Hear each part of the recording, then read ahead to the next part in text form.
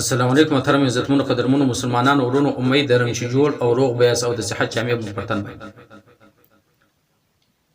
حضرت کعب رضی الله تعالی عنہ مبارک فرمایي چې یو ځل موږ د نبی کریم صلی الله علیه وسلم مبارک سره ناست وو چې غټ قد قامت والا سړی تیر شلو. صحابه کرام عرض وکړي چې د الله رسول کچېرې دغه سړی د الله تعالی په لار کې وایي څونه به ښه وایي.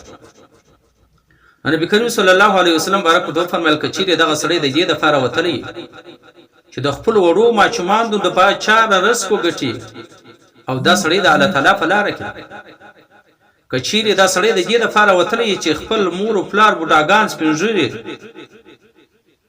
ږیرو دپاره رزق او روزي وګټي دا سړی د الله تعالی په لاره کې. بیا د الله رسول فرمایي چې دا سړی د دې دپاره وتلی چې په خپل مهنت سره خپل رزق روزي برابر کړي او د سوال نظام بچال کړي او دا سړی د الله تعالی په لاره کې. بیا نبی کریم صلی الله علیه وسلم ورکو فرمایي که چیرې دا سړی د دې دپاره وتلی د فخر دپاره راوتلی دنیا ګټي او دا بیا د شیطان په لاره کې. یو ځل حضرت عیسی علیه السلام برک روان چې سړی ولیدي هغه د الله تعالی عبادت کوي. د دې سړي حضرت عیسی علیه السلام برک پوښتنه وکړه ستا دپاره د خوراک انتظام څوک کوي؟ د خوراک انتظام ستا دپاره څوک برابروي؟ او دې سړي ورته وویل چې زما ورور یې راته برابروي. زه د الله تعالی عبادت کوم ګډه ورځ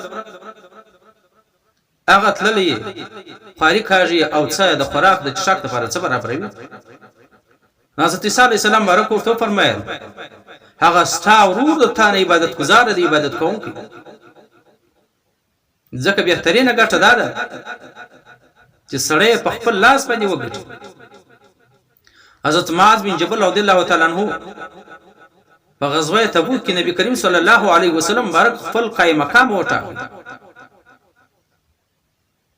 دیو د مسلمانانو په خدمت باندې لګیاولو د مسلمانانو خدمت وکاوي. کله چې د مسلمانانو د خدمت څخه فارغ سو بیا به لرګي را پرې کوله او دغه لرګي به خرڅوله د خپل کور د پاره به حلال نه پکه برابر. کله چې نبی کریم صلی الله علیه وسلم مبارک تشریف راوړي د سره مصافحه او کروغبل چې سره وکي د فلاسو کې کلکوالی و. نبی کریم صلی الله علیه وسلم مبارک فرمایي چې معاذ فلاسو کې د کلکوالی د کومه څه پیدا شوی ستاله اسنه خو مخکې نرم وله. نو دوتور اې د الله رسول کله به د مسلمانانو د خدمت څخه فارغ شوم بیا به ملګری کاټوله خرڅوله مې د حیات عیان د پاره مې په خبره برابر.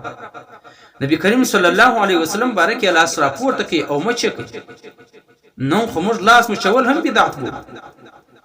د الله رسول راولاړیږي د معاذ بن جبل او د ته لاس مبارک را پورته کوي او بیا فرمایي چې داس لاس پر جهنم باندې حرام، یعنی دغه جسد او صورت په الله تعالی جهنم ته داخل نکي. چې د خپل عیال لپاره رزق روزي د حلال کوشش کوي. ځکه د حلال روزي طلب کول دا عبادت دی. دا سدی لکه انسان چې پر نفلو باندې ولای باید د سوال سره د بل چا ته تمکول سره او بل چا ته لاس نیول سره اجتناب او پرهیز وکړو. په خپل مهنت او کوشش سره څه وګټو او په خپل مهنت او کوشش سره کم سړی څه ګټي په خپل عیال باندې خوري حلال ګټي. داسې جسد او سره پر جهنم باندې د الله رسول حرام دي. دا سړی به جنت ته ځي او دا به جهنم ته ولاړ نشي.